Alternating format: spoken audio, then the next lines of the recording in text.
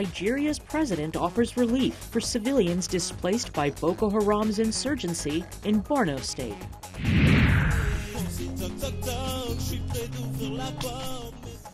A rhythm and blues singer from Congo focuses on choices. And a backlash hits social media over lack of Oscar diversity. Africa 54 starts right now.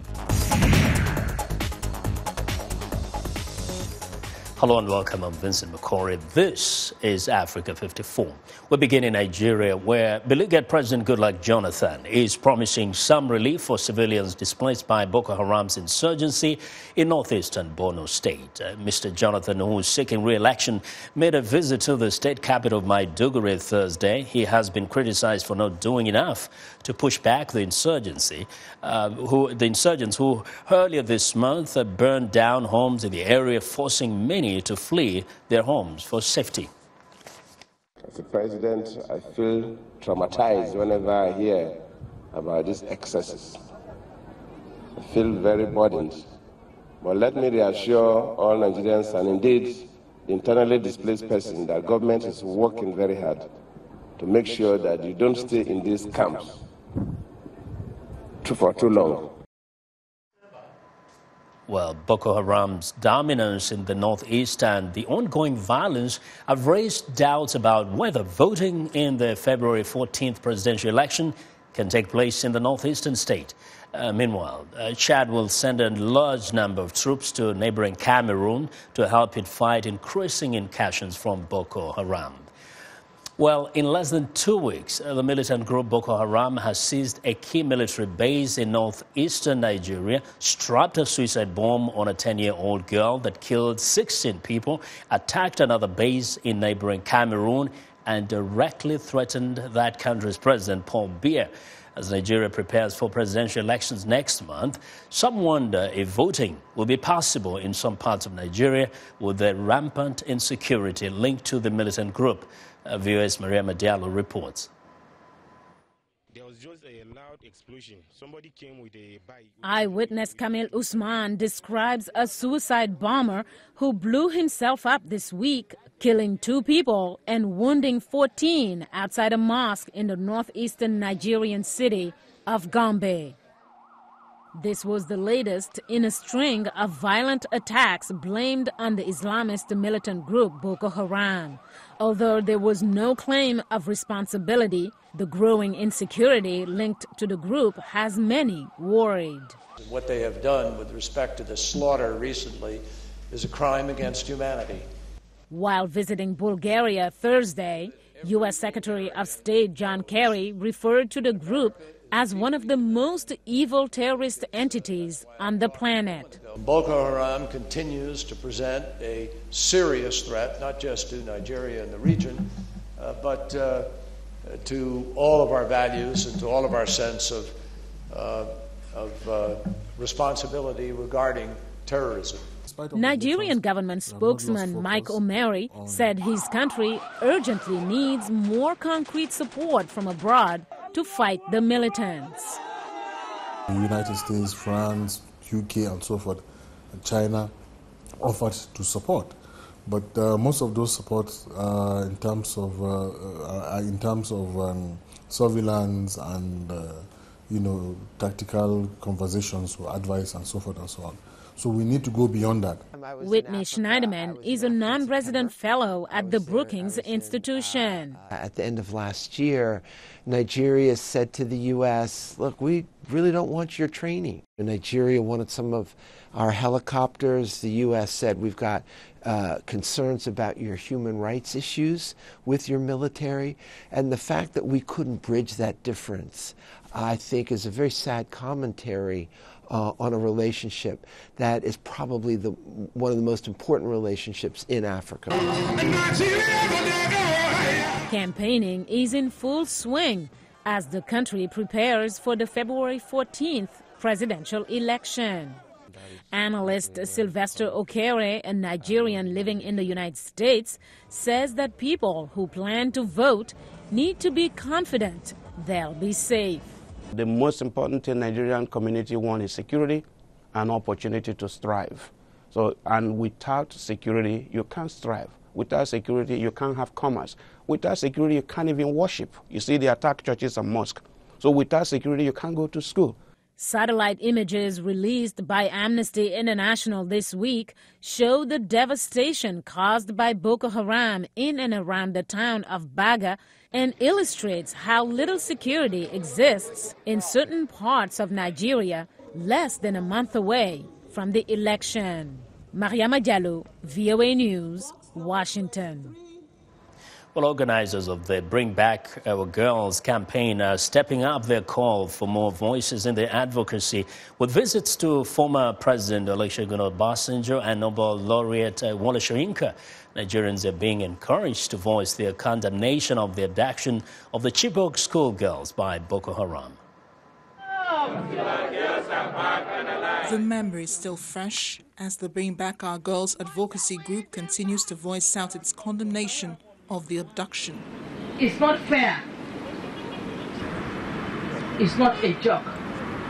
From Ibadan to Lagos, Abuja, and now to Ogun State, where the voice of the former president, Olusegun Obasanjo, is registered in the demand for the release of the abducted Chibok schoolgirls. We do not think that we should be a land where we no longer have elders. Because, our daughters, there are 219 of them. When we started the advocacy for these girls, we thought it was going to be a matter of a few days. And then suddenly we find ourselves on day 274 and the girls are not yet recovered. So and one of the major issues for us is you have the Chibok girls not recovered, and daily we see territories taken.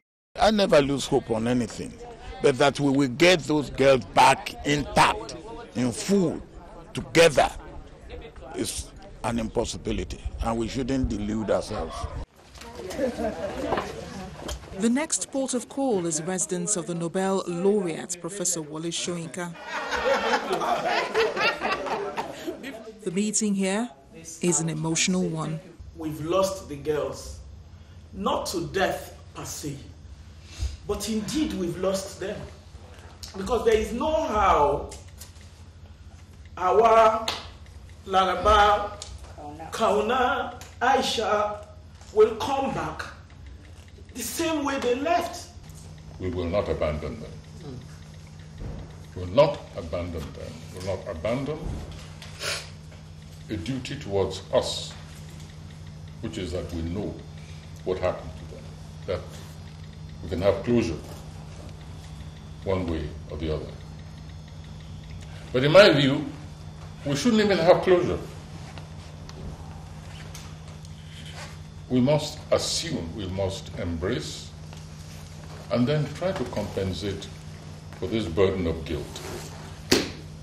It's a shared burden of guilt. We betrayed our own progeny. The advocacy group seems resolute, determined, and resolved in the call for the release of the abducted girls. But it expects the government to play its part, and immediately too. U.S. Secretary of State John Kerry paid his respects to the victims of last week's Islamic extremist attacks in Paris Friday, visiting the sites of 3 makeshift memorials. He was joined by the French president and foreign minister. Most Muslims in France were quick to distance themselves from the attacks on Charlie Hebdo and a kosher market, but they tend to blame the French government. VOA's Al Pesson has more. At the Grand Mosque of Paris, midday prayers drew a small and somewhat nervous congregation on Monday. Worshippers knew public attention was focused on France's large Muslim community, and not in a good way. C'est un peu dur à supporter. It is a little difficult to bear because we feel solidarity with the French and all the communities that live here in France. There are a lot of Muslims here. It is the second largest religion in France. We lived in peace and suddenly something happened. Muslims feel a bit afraid. Solidaire avec la République. France is largely a Catholic country. The landmark Notre Dame Cathedral is guarded by a statue of Charlemagne, the 9th century emperor who forced people he conquered to convert to Catholicism. But the French Revolution nearly 1,000 years later cemented a different set of values, liberty, equality, and brotherhood, which were on display during Sunday's Unity March. France's relatively new Muslim community has become one of the biggest challenges to that concept, and the government has a lot of work to do to address the problems of poor, disaffected young men like last week's attackers, according to Professor Susan Perry of the American University in Paris, who spoke via Skype. They lived on the margins of society, and there were no mechanisms in place to bring them in before it was too late. And so it's a government problem, but it's also a local community problem. Parisians agree both the government and the Muslim community have to address the problem of Islamist militancy, particularly in neighborhoods with large, poor Muslim populations. The problem in France is the suburbs. They're like powder kegs. We really have to fix this problem. The Muslim community has work to do in order to be better regarded by people in France and throughout the world. They cannot stay like they are. They have to rectify some things.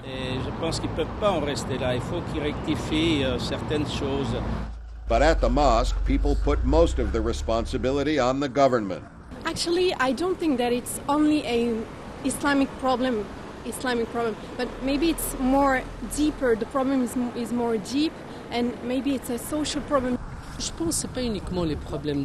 I think it is not only the problem of Muslims, it is everyone's problem. In my opinion, it is a problem of politics, of economics, of global politics, in fact.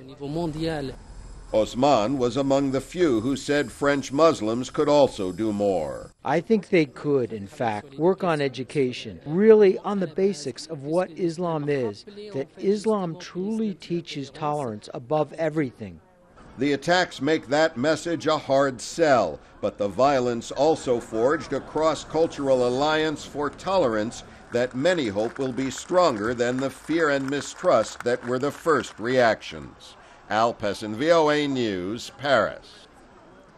Well, the terrorist attacks in France have also been seized upon by U.S. lawmakers of both parties in an ongoing battle over reforming America's often criticized immigration system. VOA's Micah Bowman reports that funding for domestic security operations, as well as President Barack Obama's executive actions on immigration, stand in the crossfire. Terrorist carnage in Paris sent shockwaves around the world and re-energized a political fight on Capitol Hill. While there are many factors that play into the spread of this jihadist ideology in the West, it's time for an honest and plain admission that our open immigration policies are ineffective. Republicans like Jeff Sessions accuse the Obama administration of lax immigration enforcement that imperils America. For the national security of the United States, it's imperative that Congress block executive amnesty and restore essential enforcement. On this vote, the yeas are 236 and the nays are 191. The bill is passed. Wednesday, the Republican-led House of Representatives voted to extend domestic security funding while also blocking Mr. Obama's orders shielding millions of undocumented immigrants from deportation. The pairing makes the bill unacceptable to Democrats who argue the Paris attacks strengthen the case for U.S. immigration reform and make partisan gamesmanship over security funding utterly indefensible. Senator Richard Durbin. First, congressional Republicans obstructed immigration reform legislation. Now, they want to obstruct the very agency responsible for Homeland Security. The President's executive action will make America safer, bringing millions of immigrants out of the shadows to register with the government and to go through background checks. The last thing President Obama or any Democrat or any Republican wants to do is throw open the doors of America to terrorists. Bombastic rhetoric driven by day-to-day world events hinders America's need to rationally address both immigration and security challenges, says political analyst John Hudak. House Republicans and House Democrats are fighting over how to fund the Department of Homeland Security. Obviously, the funding of that department has huge implications for the security of the United States, both here and abroad, and it's something that is a vital part of public policy. That fight pits Republicans claiming a need to rein in an out-of-control president against Democrats who say congressional inaction on comprehensive immigration reform compelled Mr. Obama to act on his own. With Republicans now controlling both houses of Congress, the face-off with the White House will continue, with domestic security funding currently hanging in the balance. Michael Bowman, VOA News, the Capitol. We want to know what you think about Africa 54 and the stories we covered. Join the conversation on Facebook. The address is Africa 54. And check out our headlines 24/7 on voaafrica.com. Coming up, from DRC Congo with Rhythm and Blues, a new music video released by Shadabat. Stay with us.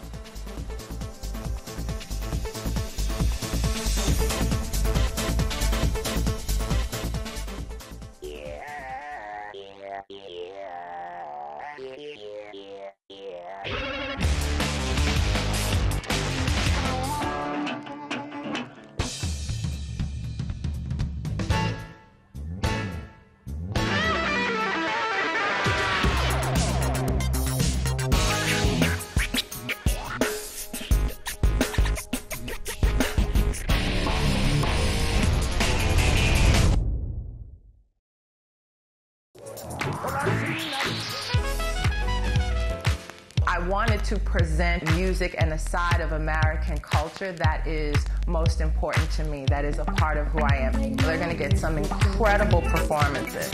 That's one of the things I love, bringing these artists in so you can get to see them do what they do. It's soul music, and that's what music is. It's that which comes from the soul.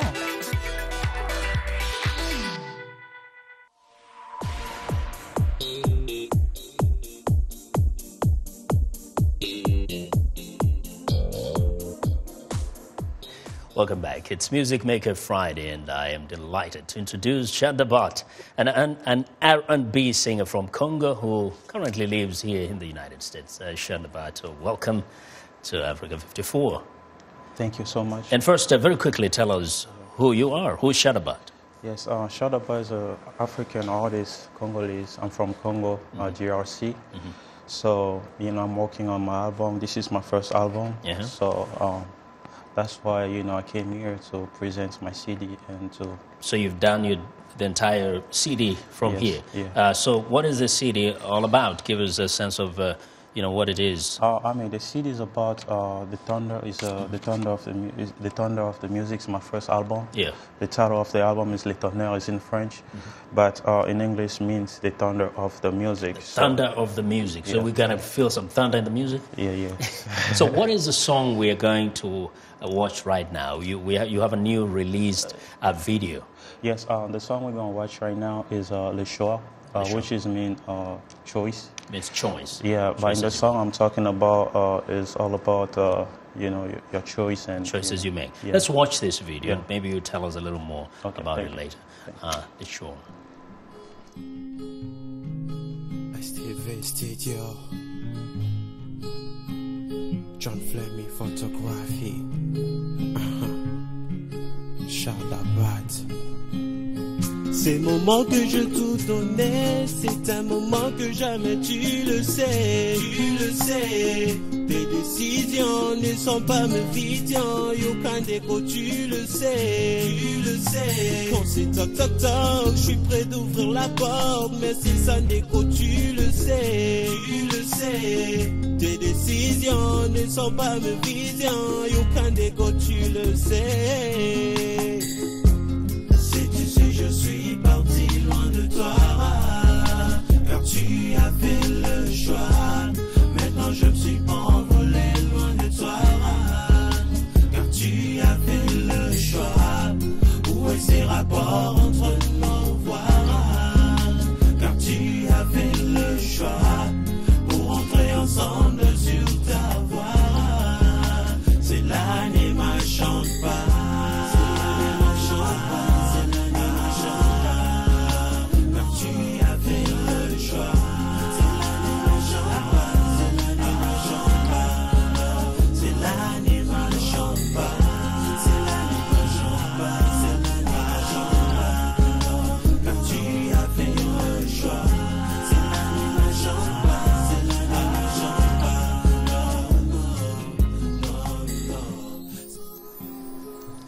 This is...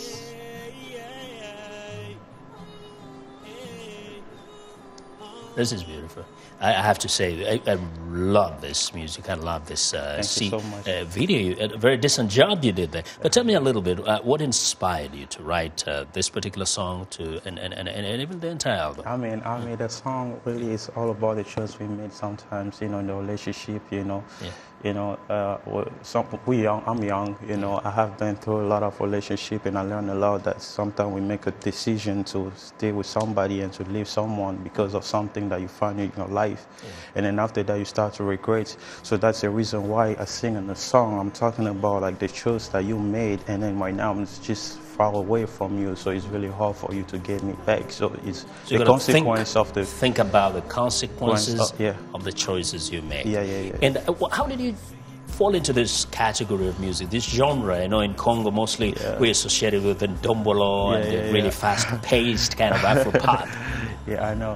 I mean, the reason why, you know, because, you know, I always love this kind of style, you know, message, you know, I love to, you know, to be inspired by, you know, R&B. My music is all about R&B, soul, and then, you know, and I always used to dream to be like that, so that's why, you know, I feel so comfortable in that style. Okay, so and that's why your dream is coming true. Are you planning to just continue doing it right here? You're going to take it back to Congo and try to... I mean, actually right now the music is already available everywhere, you know, in Congo, actually in Canada. So, you know, I'm planning, I have a lot of plans to do right now. You know, me and my team, John Flemings and everybody, we're trying to, you know, put everything together so to see what we can do next. Great. Tour and everything. Shadabat, thanks a lot for coming in, sharing your music with us. Thank Come you back so much. Again, yeah? All right, thank you so much. All right. Shadabat is an R&B singer from the DRC Congo who currently resides here in the United States.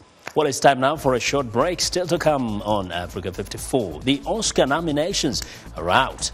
And of course, there is controversy. We'll be right back.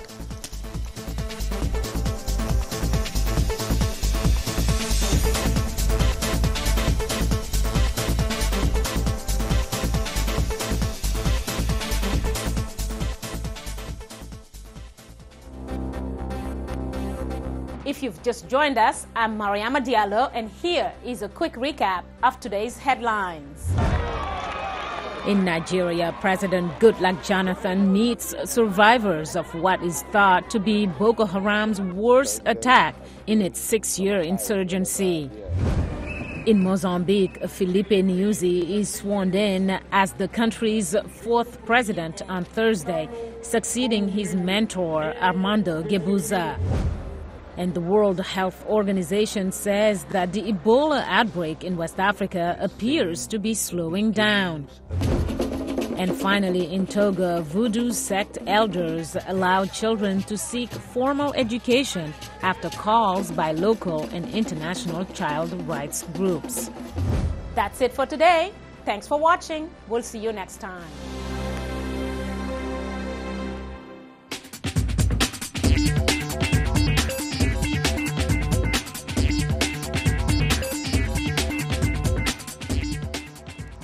Welcome back to Africa 54. Here's what's trending. The Academy has spoken.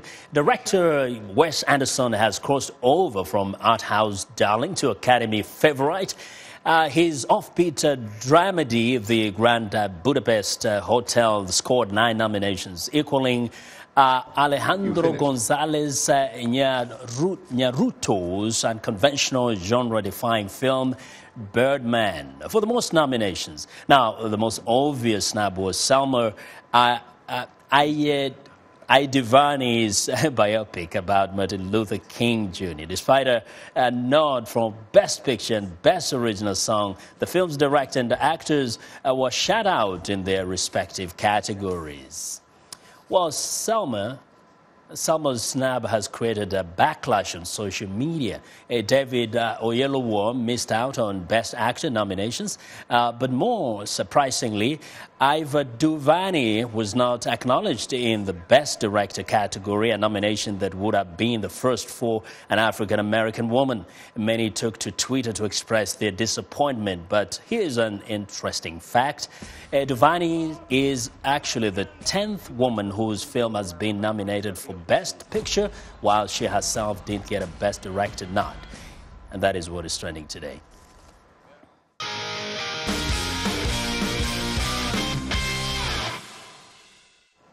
Well, it's time for our Friday Sports Report. Here with the latest news and notes is Sunny Young with the Sunny Side of Sports. Hello, Sunny. Hello, Vincent, and sporty greetings once again to our Africa 54 viewers. The 30th Africa Cup of Nations football tournament kicks off this weekend in Equatorial Guinea.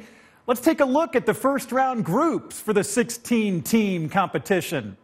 Group A has host Equatorial Guinea, Burkina Faso, Gabon, and Congo-Brazzaville. Turning to Group B, we have Zambia, Tunisia, Cape Verde, and the DR Congo. Group C, being called the Group of Death, has Ghana, Algeria, South Africa, and Senegal. And Group D also looks very competitive with Ivory Coast, Mali, Cameroon, and Guinea. There we see Chuku Chuku, the official 2015 Nations Cup mascot. Estadio de Malabo in Equatorial Guinea's capital is one of the 4 venues for the 3-week tournament. The 3 other venues are the port city of Bata, where the opening ceremony and final will be held, and Ebebayin and Mongomo, which are both located inland. Equatorial Guinea has had only 9 weeks to prepare for staging the competition. The country stepped in as an emergency host replacement for Morocco, which dropped out because of Ebola fears. Top African football officials say they're not worried about Ebola disrupting the Nations Cup in Equatorial Guinea, where there are no confirmed cases. This is shaping up as one of the most competitive Nations Cup tournaments in recent years. There are 9 former champions in the field, and organizers are hoping the on-field action will overshadow any adversity the small country will face in staging the event. A new Nations Cup champion will be crowned February 8th in Bata. Nations Cup fever. I'm VOA Sunny Young, and that's the sunny side of sports. Vincent? Chuku, chuku, chuku. Thanks a lot, Sunny, and be sure to watch the Sunny Side of Sports every Monday and Friday right here on Africa 54. That's our show for today. Be sure to watch Africa 54 on our website at voaafrica.com for more news. Tune in to VOA's evening radio show, Africa News Tonight, at 1800 UTC, and in the mornings to Daybreak Africa between 300 and 600 UTC, Monday through Friday. From all of us in Washington, thanks a lot for watching. Have a good night.